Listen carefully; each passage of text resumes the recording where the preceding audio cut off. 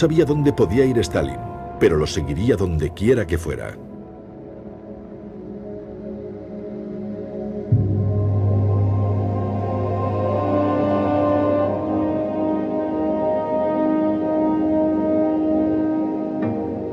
Stalin caía y Hitler subía. Los cambios de poder durante la guerra hacen que algunos quieran ajustar cuentas con sus dictadores. Parecía que la estrella roja perdía su brillo.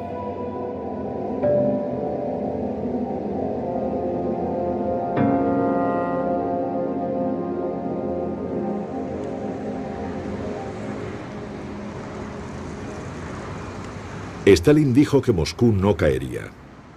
En ese momento Leningrado estaba sitiada y había perdido Ucrania. Hitler había conquistado Kiev, de la cual Stalin había comentado: es soviético y lo seguirá siendo.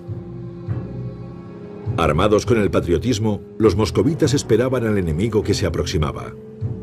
Aparentemente la necesidad era un elixir para borrar la memoria. Se suponía que la Unión Soviética iba a crear un mundo nuevo y más humanitario. Pero todo degeneró en la dictadura y el Gulag.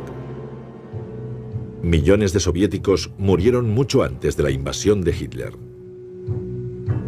Muchas de esas personas tenían experiencia directa en la limpieza étnica, las purgas políticas y los juicios falsos. La coacción y el abuso de poder eran las herramientas del progreso.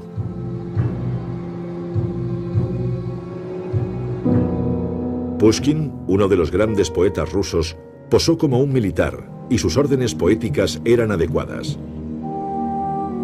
No olvidéis a vuestro país que sufre a diario, pero por ahora solo debéis pensar en salvar vuestra vida.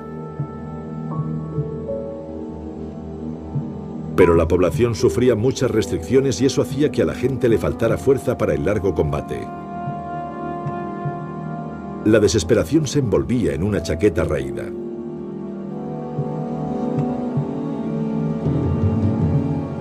Las granadas de mano eran tan codiciadas como los diamantes.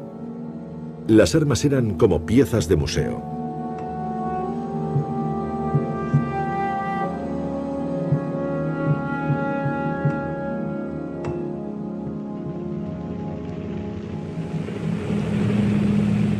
Ya habían pasado 4 meses de guerra. Parecía que el corto verano iba a durar hasta el otoño. Los soldados alemanes podían ver el Kremlin con unos prismáticos. El primer ataque aéreo cayó sobre Moscú el 2 de octubre.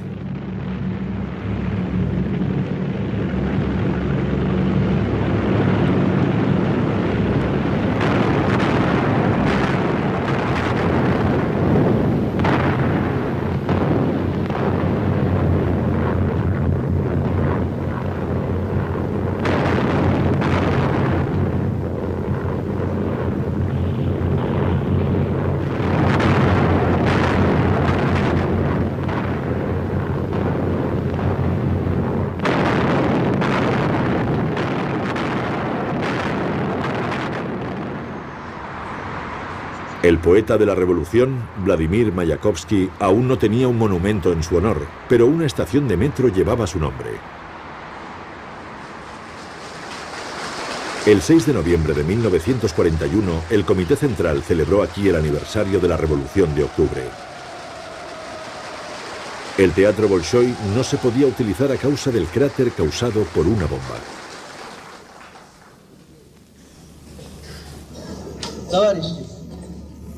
Русский должен знать, что он имеет против себя решительного врага, от которого он не может ждать никакого снисхождения.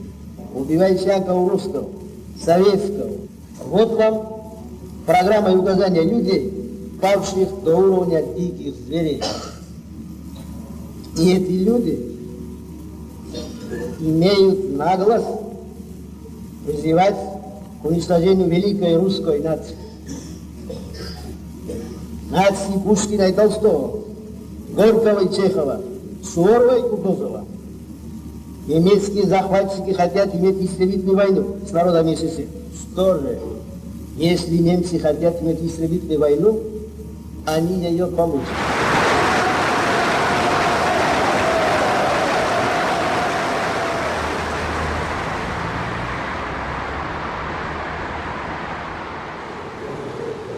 Aunque la amenaza de ataques aéreos era inminente, Stalin se dirigió a sus soldados el día siguiente. Товарищи красноармейцы, краснофлотцы, командиры политработников, партизаны и партизанки, на вас смотрит весь мир, как на силу способную уничтожить разбойничьи орды немецких захватчиков. На вас смотрят все народы Европы, временно подпавшие под иго немецкой тирании, как на своих освободителей.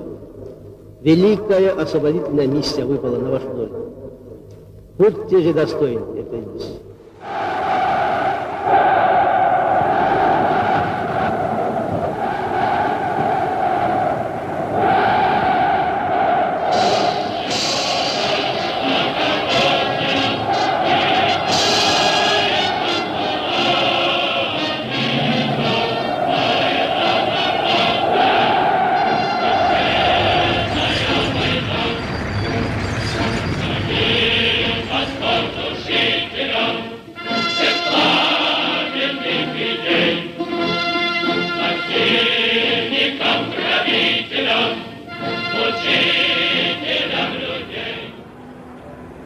El día siguiente al desfile de Moscú, Hitler fue a Múnich, donde habló en la cervecería Löwenbräu-Keller.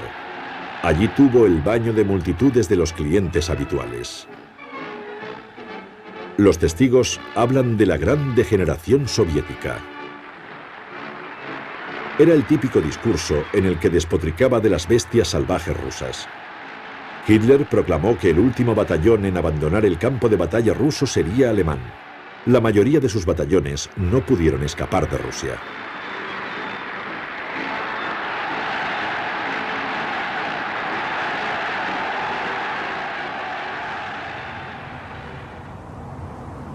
Una señal de stop estalinista a 30 kilómetros de Moscú en 1941. Hitler nunca pudo acercarse más a Stalin. Una señal estalinista con el signo de la victoria, Viena, 1945. En este lugar las vidas de ambos dictadores se cruzan de una forma increíble.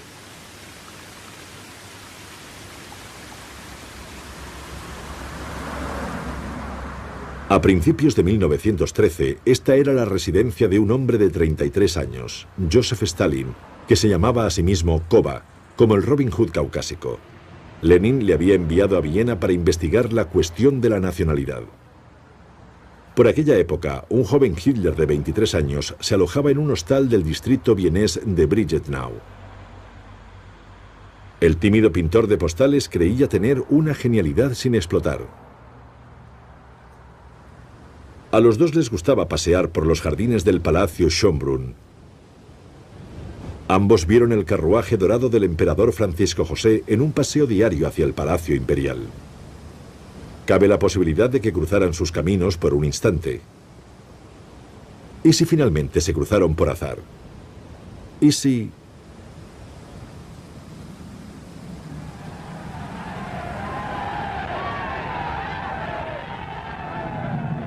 Hitler volvió a Viena en 1938.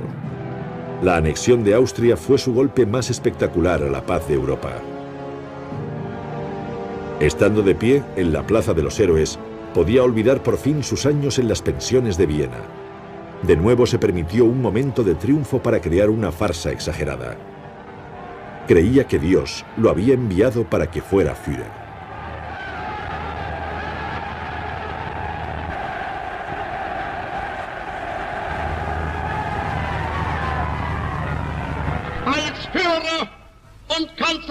Nationen des Reichs melde ich vor der deutschen Geschichte nunmehr den Eintritt meiner Heimat in das Deutsche Reich.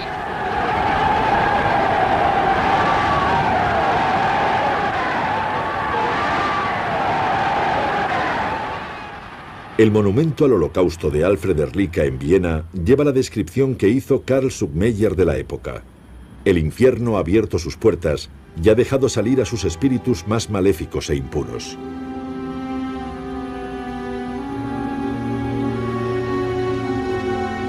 La anexión austríaca marcó el comienzo de una persecución implacable de centenares de miles de judíos. Los mayores fueron obligados a limpiar con cepillos de dientes todas las pintadas que protestaban por la llegada del Tercer Reich al país.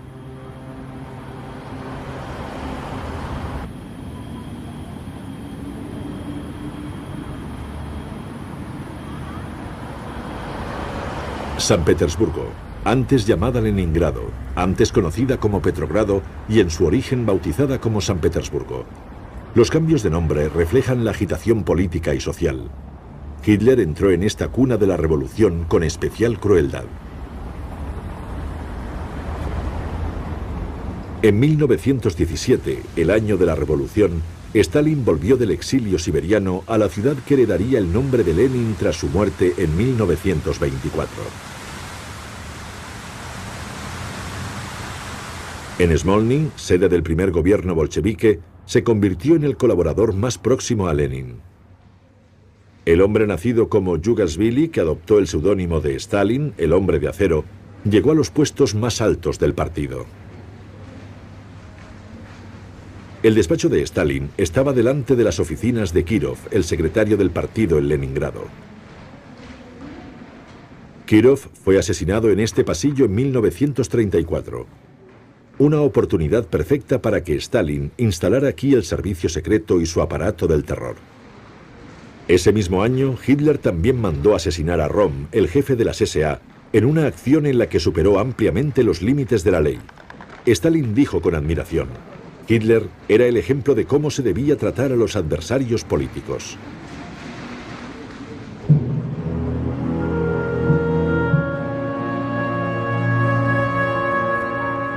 En el puerto de Leningrado, la revolución ya se había convertido en un museo.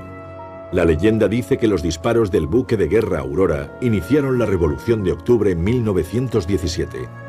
Los viejos cañones volvieron a funcionar el otoño de 1941, cuando los nazis rodearon Leningrado. Hitler decidió no bombardear Leningrado, la segunda ciudad rusa, pero intentó que se muriera de hambre. La ciudad se convirtió en un símbolo terrible de la guerra total entre Hitler y Stalin. En vez de enviar comida, Stalin hizo imprimir 100.000 copias de Guerra y Paz. Era un detalle hecho especialmente para los defensores de Leningrado. El arte como arma, el cuento épico de Tolstoy, la lucha contra Napoleón, servía para reforzar a la gente contra el conflicto actual. Cada ciudadano era un soldado, hombres, mujeres y niños, todos unidos en un gran ejército.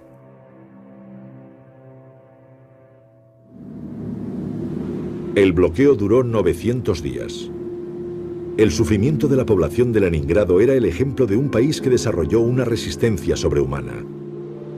Alrededor de 1 millón de personas murieron de hambre y de frío, pero la ciudad nunca se rindió.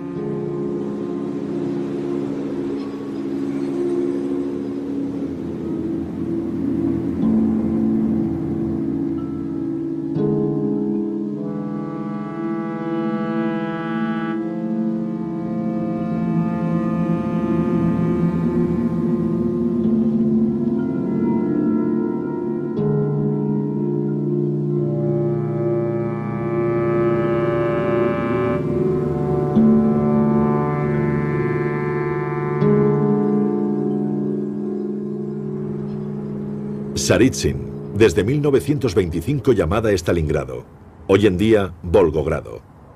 En 1918, durante la Guerra Civil, Stalin utilizó el terror para mantener a los bolcheviques lejos de aquí. En una carta a Lenin le decía: «Te prometo que no me temblará el pulso». Para Hitler no sabía dónde podía ir Stalin, pero lo seguiría donde quiera que fuera.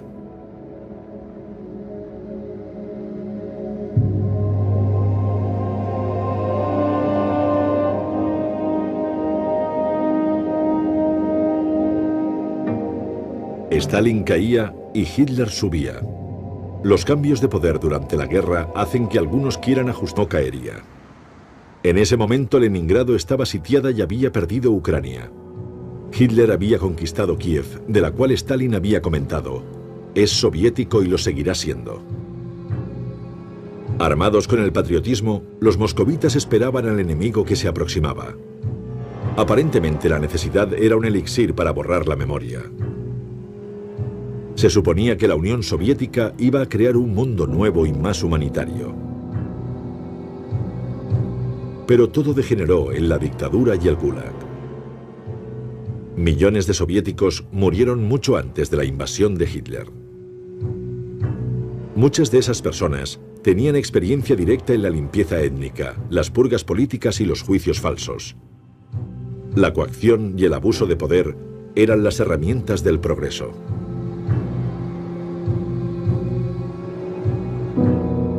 Pushkin, uno de los grandes poetas rusos, posó como un militar y sus órdenes poéticas eran adecuadas.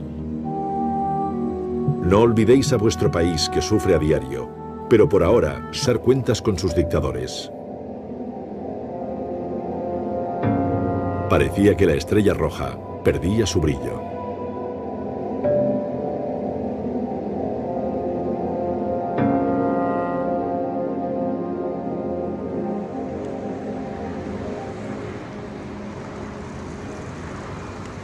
Stalin dijo que Moscú no